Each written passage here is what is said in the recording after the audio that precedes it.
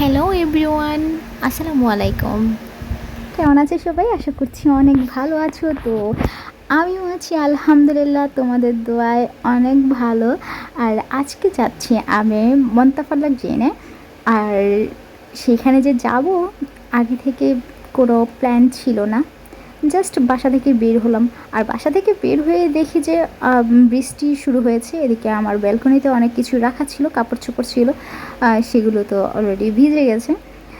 তো বাসা থেকে যেহেতু বের হয়ে গেছি, আর তো বাসায় যেতে পারবো না। তো এই ফলস নেইলগুলো আমি কিনেছি কিছুদিন আগে, আর আমার ড্রেসের সাথে যেহেতু ম্যাচ হয়ে গেছে, সেজন্য আমি ভাবলাম যে গাড়িতে পরে নিব। সেজন্য বাসা থেকে আমি নিয়ে এসেছিলাম ব্যাগে করে, আর হাতে দিয়েছি। কেমন লাগছে?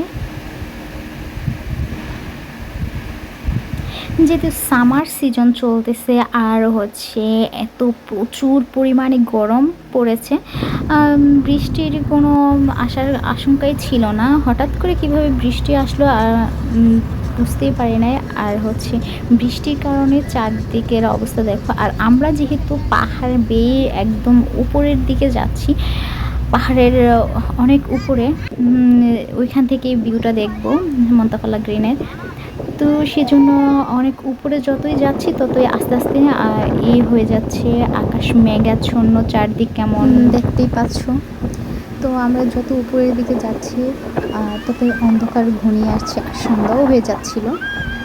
আর রাতের বেলায় এই ভিউটা আসলে অনেক সুন্দর লাগে। যে উপর থেকে কত কেমন দেখা যায়।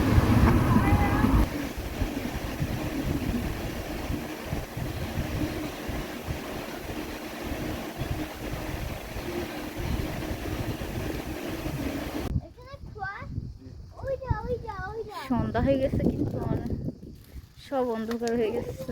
তো আমরা একটা জায়গার মধ্যে নেমেছি গাড়ি থেকে। এই জায়গাটা থেকে অনেক সুন্দর দেখা যায়, এই যে শহর কত সুন্দর, আর সন্ধ্যার বাতিগুলো জ্বলতেছে।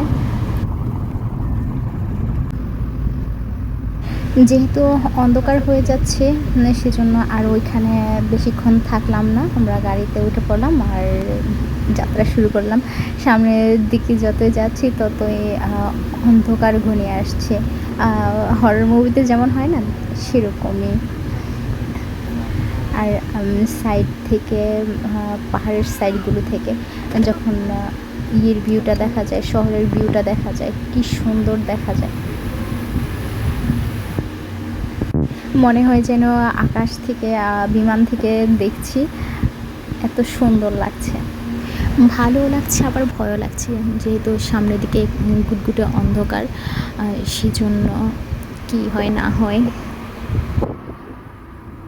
আর এদিকে আমরা যেই জায়গাটার মধ্যে যেতে চেয়েছি, সেই জায়গাটার মধ্যে না গিয়ে আমরা শুধু উপরের দিকে যাচ্ছি, মানে হচ্ছে আমরা রাস্তা ভুল করে ফেলছি।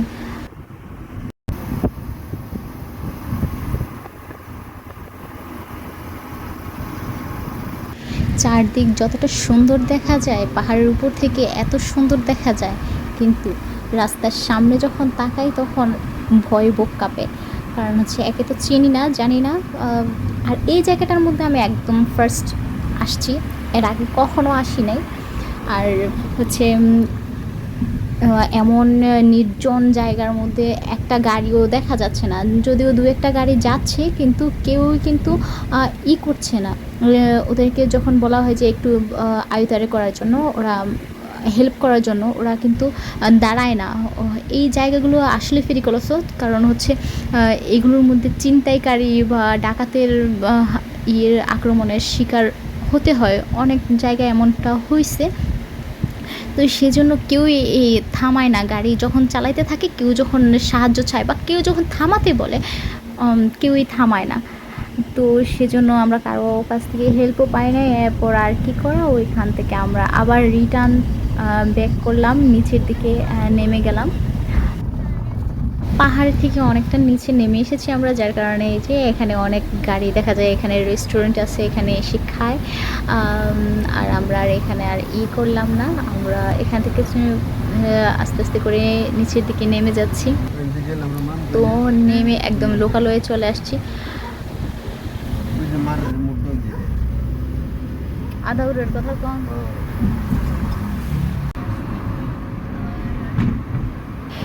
মন্তাফলা গ্রিনে আসলে সন্ধ্যার পরে গেলেই সুন্দর সুন্দর করে সব কিছু দেখা যায়, মানে যে আলোগুলো সব কিছু এতটা সুন্দরভাবে ফুটে ওঠে রাতের বেলা, লাইটগুলো অনেক উপর থেকে দেখা যায়। তো সেজন্য রাতের বেলায় আসাটাই বেটার। আর হচ্ছে ওখানে একদমই নির্জন এলাকা, যেহেতু পাহাড়ের উপর ভয়ার তো একটা জায়গা, তো সেখানে ও আরও কয়েকটা ফ্যামিলি বা আরও কিছু মানুষ একসাথে গেলে তাহলেই ভালো লাগে। তো ভিডিওটা এই পর্যন্ত, সবাই ভালো থেকো, আল্লাহ হাফেজ।